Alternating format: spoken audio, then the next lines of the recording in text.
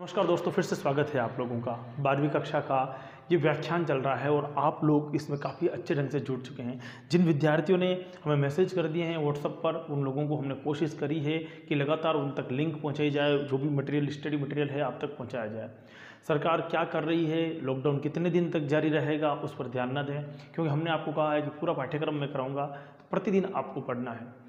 कक्षाओं की थोड़ी अनियमितता नेट के कारण ऐसी चल रही है, लेकिन फिर भी आप कोशिश हमारी यही रहेगी आप तक लगातार हम पहुंचते रहें और आप अध्ययन करते रहें। एक दिन भी आप मिस मत कीजिएगा और एक संकल्प कर लीजिएगा, जैसे ही वीडियो आप तक पहुंचे तुरंत प्रभाव से अपने क्लास के मित्रों तक, आपके जो क्लास के ग्रुप बने हुए उन तक, और जहां तक भी पहुंचाना हो वहां तक पहुंचा दीजिए। क्योंकि हो सकता है जो वीडियो आप लोगों के लिए उपयोगी हो वो किसी दूसरे के लिए भी महत्वपूर्ण है। अगर आपने इसको हमारे यूट्यूब पर सर्च किया है पहले से, तो तुरंत प्रभाव से उसको शेयर कीजिए। मैं लाइक और सब्सक्राइब इसलिए नहीं कहता हूं क्योंकि मुझे पता है जिस विद्यार्थी में इतना दिमाग हो कि वो खुद सर्च कर सकता है कि मुझे क्या पढ़ना है, उसे कहने की आवश्यकता नहीं कि मुझे क्या करना चाहिए। अगर आपको उपयोगी लगता है तो हमें तुरंत जुड़ जाना चाहिए आपको, और अगर आपको ये चैनल उपयोगी नहीं लगता है तो शायद तक आप इतनी बात नहीं सुनते। तो समझदार को इशारा काफ़ी होता है और आपको जो अच्छा लगता है वही करना चाहिए। लेकिन दोस्तों, आज का टॉपिक बड़ा महत्वपूर्ण है। आज हम भ्रूण का परिवर्धन जिस प्रकार होता है उसको समझने जा रहे हैं। पुराने वीडियो को अगर आप लोगों ने ध्यान से देख लिया है तो ठीक, बाकी मैं वापस कह रहा हूँ, खाली एक बार देखने से कुछ नहीं होगा, बार बार रिपीट कीजिए उनको, क्योंकि करत करत अभ्यास के जड़ मत होन सुजान, रसरी आवत जात से शिल्पत पड़त निशान। बार बार प्रयास करने होंगे। मैंने जो आपको वीडियो पढ़ा दिए हैं, जो क्लास व्याख्यान कंप्लीट हो चुके हैं, उनको आप वापस देखिए, तब जाके ये पूरा का पूरा चैप्टर कंप्लीट होगा। आज खुशी की बात यह है कि तीसरा व्याख्यान यानी कि तीसरी क्लास कंप्लीट होने जा रही है और हमने आपका लेसन 1, लेसन 2 और लेसन 3 कंप्लीट करा दिया। लेसन 22 और 24 भी कंप्लीट हो चुका है। इस किताब के 5 चैप्टर कंप्लीट हो चुके हैं। टोटल मिला के 42 चैप्टर हैं। इतनों में से हमने आपको 5 चैप्टर कंप्लीट करा दिए हैं। अब जो लोग अभी तक भी प्रलाप विलाप में हैं वो लोग सोच रहे हैं कि हमें क्या करना है। कोशिश कर रहा हूँ आप लोगों को तो बात समझ में आए, फिर भी कोई दिक्कत आती है तो आप मुझे कमेंट कर सकते हैं। दोस्तों, हमने आज का एक टॉपिक है भ्रूण परिवर्तन। सबसे पहली बात तो आप लोगों को पता लग ही चुका होगा कि भ्रूण का निर्माण कहाँ हो रहा था। फिर भी एक छोटी सी चीज़ को समझाने के लिए मैं आपको वापस थोड़ी सी कोशिश कर रहा हूँ कि आप लोगों को ध्यान आ रहा होगा। चलो मैं शुरू से समझा देता हूँ ताकि आप लोगों को दिमाग में कोई शंका ना रहे। चलिए, आप लोगों को ध्यान होगा कि सबसे पहले हमने बात करी थी पुष्प की। इस प्रकार से एक वर्तिकाग्र है और यहाँ पर हमारे पास में ये पुकेसर हैं। जब हमने वर्तिकाग्र के बारे में बात करी तो आप लोगों को ध्यान होगा कि उस व्याख्यान में मैंने आपको पूरा क्लियर करके बीजांड के बारे में बताया। बीजांड जो है आप लोगों को ये भी ध्यान होगा किस प्रकार से प्रतीप है या रिजु है, जो भी है आप लोगों ने समझ लिया होगा। उसमें निभाय और चलाजा के बारे में भी आपने अच्छे ढंग से स्टडी कर ली होगी। अब अपने पास में यहाँ पर 3 प्रकार की कोशिकाएं आती है, यहाँ पर भी 3 प्रकार की कोशिका आती है, बीच में कोशिका आती है। जैसे ही यहाँ पर कोशिका आके जुड़ती है तो 3 एन का निर्माण होता है, अंड पे जुड़ने पे 2 एन का निर्माण होता है। और ये 2 एन पे जो जुड़ रही है इसको अपन क्या बोल रहे थे, वास्तविक निषेचन। ये हमने पढ़ लिया था। अब वास्तविक निषेचन भी हो गया, भ्रूण कोश का निर्माण भी हो गया। किसका हो गया, भ्रूण कोश का निर्माण हो गया। अब भ्रूण और भ्रूण कोश का निर्माण होने के बाद की जो घटनाएं हैं उसका परिवर्धन किस प्रकार से होता है उसको हमको समझना है और आज हम इसी की बात करेंगे। सबसे पहले एक वैज्ञानिक का नाम आता है और वो आता है 1840 के अंदर। कब आता है भैया, 1840 के अंदर। अब वैज्ञानिक कौन था, तो हैंस्टीन था।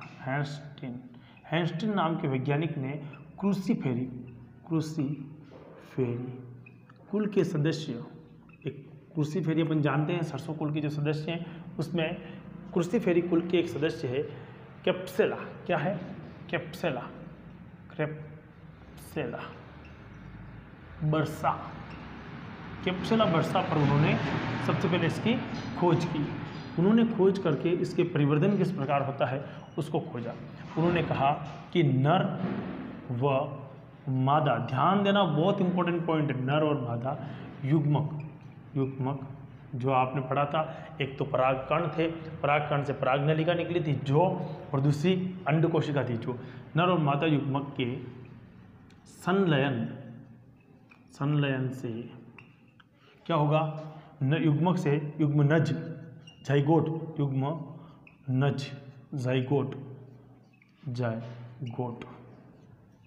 का निर्माण होता है, निर्माण होता है।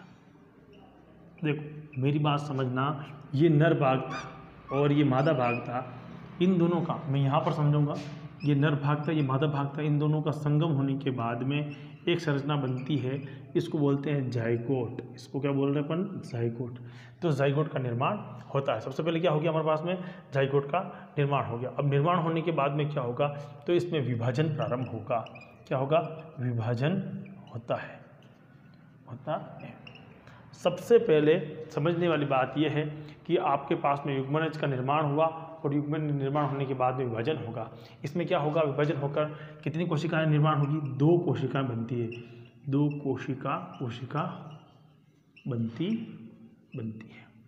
हमारे पास में जब 2 कोशिकाएं बनती है तो कौन कौन सी होती है? एक तो होती है अपने पास में ऊपर वाली और एक होती है नीचे वाली। तो ऊपर वाली को बोलते हैं अपन शीर्षस्थ कोशिका, और दूसरी अपने पास में बनती है, पहली शीर्षस्थ कोशिका, दूसरी बनती है हमारे पास में आधारी कोशिका। कौन बनती है? आधारीय कोशिका। 2 प्रकार की कोशिकाओं का निर्माण होता है, एक तो शीर्षस्थ कोशिका बनती है और एक क्या बन जाती है? आधारी कोशिका बन जाती है। क्लियर कट समझ में आना चाहिए आप लोगों को। यानी कि सबसे पहले जो परागकण थे वो परागकण उड़ते हुए कहाँ पहुँचे? वर्तिकाग्र पर पहुँचे, और वर्तिकाग्र से पहुँचने के बाद में कहाँ चले जाते हैं? वो अंदर की तरफ भीतर जाते हैं। परागकण पराग नलिकाओं के द्वारा जा रहा है, जैसे जैसे पराग नलिका भीतर लेके जाएगी उसको क्या होगा? भीतर पहुंचकर निषेचन की क्रिया होगी, और जब निषेचन की क्रिया संपन्न होती है तो 2 प्रकार की कोशिकाओं का निर्माण होता है। एक तो शीर्षस्थ कोशिका बनती है और दूसरी कौन सी कोशिका बनती है? तो आधारी कोशिका का निर्माण होता है। अब यानी कि मैं ये बात कहूँ कि ये जाइगोट है, इसमें 2 कोशिकाएं बन गई, एक तो ऊपर वाली कोशिका बन गई, इसको बोलेंगे अपन शीर्षस्थ कोशिका, और दूसरी बोलेंगे अपन आधारी कोशिका, आधारी कोशिका। ठीक है, शीर्षस्थ कोशिका, आधारी कोशिका। अब ये जो शीर्षस्थ कोशिका है इसमें विभाजन प्रारंभ होता है, विभाजन। लेकिन ध्यान देना उसी समय आधारी कोशिका के अंदर भी विभाजन प्रारंभ हो जाएगा। जिस समय शीर्षस्थ कोशिका में विभाजन प्रारंभ होता है उसी समय इसमें भी विभाजन प्रारंभ हो जाएगा। अब क्या होगा? इसके अंदर शीर्षस्थ कोशिका के अंदर क्या होगा? अनुदैर्घ्य विभाजन होगा। विभाजन इस प्रकार का होगा तो अनुदैर्घ्य विभाजन होगा, विभाजन होता है। अब देखो मतलब ये जो है इसमें ऊपर वाली जो आपको कोशिका दिख रही है इसके अंदर पहले तो ये 2 भागों में बटी थी, अब अनुदैर्घ्य का मतलब इस प्रकार से विभाजन हो गया, अनुदैर्घ्य विभाजन हो गया। अब अनुदैर्घ्य विभाजन होकर कितनी कोशिकाएं बन गई? 2 कोशिकाएं बन गई। इस प्रकार से कोशिकाओं का निर्माण हो जाता है। और इसमें जो है आधारी कोशिका है, इसमें क्या होगा? तो अनुप्रस्थ विभाजन होता है। गारंटी है मेरी आप लोगों को कि जो भी आपने अब तक पढ़ा है या आपको किसी टीचर ने पढ़ाया है, ये चीज़ बहुत महत्वपूर्ण है, चाहे वो नीट लेवल से हो, चाहे वो 12वीं की कक्षा से लेवल से हो। और जो लोग अगर कंपटीशन एग्जाम की तैयारी कर रहे हैं उन्होंने भी देखा होगा, ये समझने में सबसे कठिन चीज़ है कि कहाँ पर किसका निर्माण हो रहा है। पर ध्यान देना, 2 कोशिकाएं बनी, दोनों कोशिकाओं ने नर एक तो नर थी और एक कोशिका मादा थी, दोनों आगे संलयन हुआ, जाइगोट यानी कि युग्मनज का निर्माण हुआ। उसमें से एक कोशिका, अब युग्मनज के 2 विभाजन हुआ, शीर्षस्थ कोशिका बनी, आधारी कोशिका बनी। शीर्षस्थ कोशिका के अंदर हमारे पास में क्या हुआ? तो शीर्षस्थ कोशिका के अंदर अनुदैर्घ्य विभाजन हुआ, यानी कि बीच में से वो 2 भागों में बट गई। जबकि इसके अंदर क्या होगा? तो इसके अंदर इस प्रकार का विभाजन हुआ। किस प्रकार का? अनुप्रस्थ प्रकार का विभाजन हुआ। तो ये क्लियर होना चाहिए आप लोगों को कि अनुप्रस्थ प्रकार का विभाजन अपन ने कर दिया है। अब अनुप्रस्थ विभाजन होने के बाद में ऊपर वाली जो कोशिका थी, कौन सी कोशिका थी? शीर्षस्थ कोशिका। इसमें क्या होगा? पुनः विभाजन होगा। ध्यान देना, अब क्या लिखेंगे अपन? शीर्षस्थ विभाजन में आप अलग अलग बनाना, एक तरफ शीर्षस्थ लिखना और एक तरफ क्या लिखोगे? आधारी लिखना, ताकि पूरा का पूरा आपका टॉपिक क्लियर हो जाए। मैं भी ऐसा ही कर देता हूँ, नहीं हो तो आपको ये शीर्षस्थ का पूरा इधर आ जाएगा। चलो अब मेरा तो हो चुका है कंप्लीट, कोई दिक्कत नहीं है। तो इसका विभाजन प्रारंभ हो जाता है। विभाजन प्रारंभ होने के बाद में क्या होगा? पुनः विभाजन होगा। क्या वापस क्या होगा? पुनः विभाजन होगा। अब क्या होगा? उस चीज़ का पुनः विभाजन होगा। किसका पुनः विभाजन होगा? इसका पुनः विभाजन हो जाएगा। और कितनी कोशिका बन जाएगी? पुनः अनुप्रस्थ होगा, अनुदैर्घ्य होगा। कौन सा होगा? अनुदैर्घ्य विभाजन होगा और अनुदैर्घ्य विभाजन होने के बाद में फिर 4 कोशिकाओं का निर्माण, यानी कि इसके पीछे की तरफ विभाजन होना चाहिए। अब जब अनुदैर्घ्य विभाजन हुआ उसके बाद में क्या होगा, एक बार अनुप्रस्थ विभाजन होगा, अनुप्रस्थ विभाजन होगा, यानी कि इस प्रकार से विभाजन होगा और ऊपर की तरफ जो कोशिकाएं हैं वो कैसी हो जाएंगी, तो ऊपर की तरफ इस तरह की कोशिकाएं हो जाएगी और नीचे की तरफ हमारे पास में ये तो है ही है, ये निर्माण हो रहा है, यानी कि आधारिक कोशिकाएं ये रही, ऊपर 2 थी, 2 के बाद में और 2 बनी तो 4 बन गई। अब 4 से इस तरह से कटेगी तो कितनी बन जाएगी, 8 कोशिकाएं बन जाएगी। तो अनुप्रस्थ विभाजन हुआ। अब क्या हुआ, अनुप्रस्थ विभाजन हुआ, तो अनुप्रस्थ विभाजन होने के बाद में कितनी कोशिका बन जाएगी, 8 कोशिका बनती है, कोशिका। अब समझने मेरी बात को, आपको समझ में नहीं आया होगा। मान लो ये पूरी एक कोशिका है, 1 सेकंड के लिए समझना, ये एक कोशिका। अब सबसे पहले इसमें 2 विभाजन इस तरह से हो गया, बीच में से कितनी कोशिकाएं बन गई, 2 कोशिकाएं। अब वापस इधर से विभाजन हो गया, कितनी कोशिका बन गई, 4 कोशिका। आपके पास में आलू है, आपने पहले उस आलू को यूं काटा, फिर उसको ट्विस्ट किया, फिर काटा, कितने 4 आलू बन गए, आलू यानी 4 भाग बन गए। अब उन चारों को आपने यूं काट दिया, कुछ लोग भिंडी की सब्जी काटते हैं ऐसे, यूं ऊपर काटा, यूं काटा, फिर बीच में से काटा, तो कितने टुकड़े हो गए, 8 हो गए। तो इसमें देखो सबसे पहले शीर्षस्थ कोशिका के अंदर क्या हुआ, विभाजन हुआ, और किस प्रकार विभाजन हुआ, अनुदैर्घ्य प्रकार का विभाजन हुआ। अनुदैर्घ्य में पुनः विभाजन होगा, कितनी कोशिका बन गई, 4 कोशिका बन गई। अब उसके अंदर सीधा इस प्रकार से विभाजन हुआ, इस होने से कितनी कोशिकाएं बन गई, 8 कोशिकाओं का निर्माण हो गया। कितनी कोशिकाओं का निर्माण हो गया भैया, 8 कोशिकाओं का निर्माण हो गया। तो यानी कि इसमें विभाजन होने के बाद इसके पीछे भी कोशिकाएं थी और ये कुल मिला के कितनी कोशिकाएं बन गई, तो कुल मिला के 8 कोशिकाओं का निर्माण हो जाता है। अब 8 कोशिकाओं के अंदर ये जो आपकी 8 कोशिका बन गई, यहाँ पर दिख रहा है आप लोगों को, हम लोगों ने 8 कोशिका बन गई। अब 8 कोशिका के अंदर क्या होगा, इसके बाहर की तरफ एक प्रकार का परिणत विभाजन होगा। क्या होगा, परिणत विभाजन होता है। परिणत विभाजन का मतलब ये है, परिणत विभाजन का मतलब क्या है मैं बताता हूँ आपको, अलग कलर से बताता हूँ ताकि समझ में आ जाए आपको। परिणत विभाजन का मतलब क्या हुआ, ये जो हमारे पास में 8 कोशिकाएं बनी है इस तरह से, है ना, ये तो 4 दिख रही है आपको, 4 इनके पीछे की तरफ है।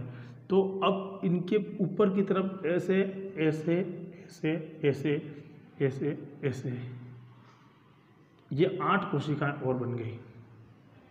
परिणत, बाहर की तरफ विभाजन हो गया। इसमें किस प्रकार का निर्माण हुआ, परिणत विभाजन हुआ। और इस परिणत विभाजन से जिन कोशिकाओं का निर्माण हुआ है उसे बोलेंगे डर्मेटोजन। जो चीज़ बनी उसे क्या बोलेंगे अपन, डर्मेटोजन। डर्मेटोजन हिंदी में इसे हम कहते हैं बाह्य त्वचाजन। बाह्य त्वचाजन, मेरी बात समझ में आ गई। डर्मेटोजन या बाह्य त्वचाजन का निर्माण हो जाएगा, ये बाहर की तरफ है। अब अंदर की तरफ जो कोशिकाएं बनाती हैं वो कौन सी होगी, आंतरिक त्वचाजन या आंतरिक भाग का निर्माण करेगी। किसका भाग का निर्माण करेगी, आंतरिक भाग का निर्माण करेगी। अब लगातार इसमें विभाजन प्रारंभ होगा। अब क्या होगा, लगातार विभाजन होता है, विभाजन होता है। कोशिकाएं बार बार विभाजन करेंगी और बार बार विभाजन करने के बाद में ये गोलाकार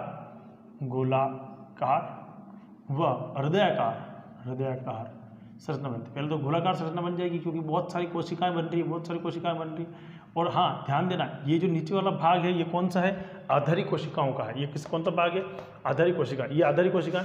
और ऊपर वाली कौन सी थी, शीर्षस्थ कोशिकाएं थी। अब आधारिक कोशिकाओं से किसका निर्माण होगा, निलंबक का निर्माण होगा। आधारिक कोशिकाओं से किसका निर्माण होगा, निलंबक का निर्माण होगा। वो क्या करेगा, एक चूसक की तरह कार्य करेगा। किसी तरह कार्य करेगा, चूसक के समान कार्य करेगा। और बाद में क्या बनाएगा, तो मूलांकुर बनाता है, मूलांकुर। तो चूसक की तरह बनेगा और मूलांकुर बनाने का कार्य करता है। ये ऊपर गोलाकार संरचना है ना, और धीरे धीरे ये गोलाकार संरचना कैसे बन जाएगी, हृदयाकार संरचना में बदल जाएगी, इस तरह की संरचना में बदल जाएगी। ये देखिए कोशिका है, ये सब कोशिका है ना। इसका डायग्राम मैं आपको बना के बताता हूँ इस तरह से। अब निलंबक कोशिकाएं नीचे की तरफ हो गई, जो बाद में क्या बना देती है, मूलांकुर बना देती है। और ऊपर की तरफ 2 पालीनुमा संरचना बन जाती है इस तरह से। यहाँ पर तो हो गया मूलांकुर बन गया, और यहाँ से निकलेगा प्रांकुर। यहाँ से क्या बन जाएगा, प्रांकुर का निर्माण, खांच से प्रांकुर का निर्माण हो जाएगा। इस प्रकार से एक बीज का यूँ कह सकते हैं कि निर्माण या भ्रूण का परिवर्धन होता है। एक बार स्क्रीनशॉट ले लीजिए, मैं वापस समझाऊंगा आपको पूरा, थोड़ा सा क्लिष्ट और जटिल है ये। भ्रूण परिवर्तन सबसे पहले 1840 के अंदर हैंस्टीन नामक वैज्ञानिक ने क्रूसीफेरी कुल के एक सदस्य जिसका नाम है कैप्सुला बर्सा में इसकी खोज की। जब नर और मादा युग्मकों का संलयन हो जाता है तो जाइगोट बनते हैं। जाइगोट बनने के बाद में उनमें विभाजन होकर शीर्ष कोशिका और आधार कोशिकाओं का निर्माण होता है। शीर्ष और आधार कोशिका बनने के बाद में जो शीर्ष कोशिकाएं होती है उनमें अनुदैर्घ्य विभाजन होता है। मतलब इस तरह से शीर्ष कोशिका तो 2 भागों में बढ़ जाती है, अनुदैर्घ्य विभाजन होता है। उनमें पुनः अनुदैर्घ्य विभाजन होकर वो 4 कोशिकाओं में बढ़ जाती है, यानी कि आलू के 4 भाग हो गए, यूँ समझ लेना। अब विभाजन होने के बाद में कितनी कोशिका बन रही है? अनुप्रस्थ विभाजन हो गया, आड़ा विभाजन हो गया। कितनी कोशिका बन गई? 8 कोशिका बन गई। 8 कोशिकाओं के ऊपर परिणत विभाजन हुआ, बाहर की तरफ विभाजन हुआ। परिणत का मतलब जैसे ये कोशिका है तो इसके ऊपर एक कोशिका और बन गई, इसे बोलते हैं ईंट के ऊपर ईंट, ईंट के ऊपर ईंट, तो परिणत विभाजन हो गया। परिणत विभाजन होने के बाद में कोशिकाएं 16, 32 बढ़ती जाएंगी और इस प्रकार से गेंदनुमा गोलाकार संरचना बन जाएगी। उसी समय अनुप्रस्थ विभाजन किसका हो जाएगा? आधारी कोशिकाओं का। आधारी कोशिकाओं का अनुप्रस्थ विभाजन होगा और विभाजन होने के बाद में किसका निर्माण करती है? निलंबक का निर्माण करती है। एक चूसक के समान होती है और फिर लाभांश में किसमें बदल जाएगी? वो मूलांकुर के रूप में बदल जाएगी। और ऊपर वाली जो संरचना जो बन रही थी हमारे पास में, वो 2 खांच के रूप में बन जाती है और 2 खांच के रूप में बनी हुई संरचना किसका निर्माण करती है? प्रांकुर का निर्माण करती है। बहुत इंपॉर्टेंट प्रश्न है, 12th में कई बार पूछा हुआ है, इसलिए महत्वपूर्ण भी है। आप लोग इसे बहुत अच्छे ढंग से समझने की कोशिश कर लें, स्क्रीनशॉट इसका पूरा ले लें ताकि आप लोगों को समझ में आ जाए। ये तो था पूरा कंप्लीट। अब इसके बाद वाली क्लास में हम पढ़ेंगे बीज का जो भ्रूण परिवर्तन होता है, परिपक्वता आती है, किस प्रकार से उनकी संरचनाओं को अपन किस विशिष्ट नाम से जानते हैं, ये उस क्लास का अंतिम भाग होगा। हाँ दोस्तों, एक बात और कहनी थी, अगर आपने ये वीडियो पूरा देखा है इसीलिए मैं अंत में बोल रहा हूँ, जिस क्लास के, चाहे वो रीट वालों की हो और चाहे वो किसकी हो, 12th की हो या 10वीं की हो, जिस क्लास का व्यूज़ सबसे ज़्यादा होगा हम उस क्लास के व्यू के आधार पर शाम को एक वीडियो और अपलोड कर देंगे। यानी कि अगर आज सुबह आपकी क्लास हुई है और आपने 10वीं वालों की तुलना में और रीट की तुलना में ये वीडियो का व्यूज़ ज़्यादा है, यानी कि अगर उनके व्यूज़ आते 500 और आप लोगों के आते 600 के आसपास में, तो हर शाम को हम आपके वीडियो डाला करेंगे। ये रोज़ का टास्क होगा, डेली जिसका व्यूज़ ज़्यादा शाम को उसके लिए एक फ्री क्लास, फ्री मतलब एक और एक्स्ट्रा क्लास, और कुछ नया टॉपिक लेकर चलाने की कोशिश भी करेंगे उसमें। तो सबसे पहले आप लोग अपने सेफ रहिए, अपने आप के घर में रहिए, बाहर निकलने की आवश्यकता नहीं है, लगातार पढ़िए और जो भी कुछ नया टॉपिक लेने वाला हूँ उसको भी पढ़िए, क्योंकि हम अगली बार में जो 3रा चैप्टर कंप्लीट हो रहा है उसके बाद में 4थे चैप्टर पर जाने वाले हैं। तब तक जय हिंद।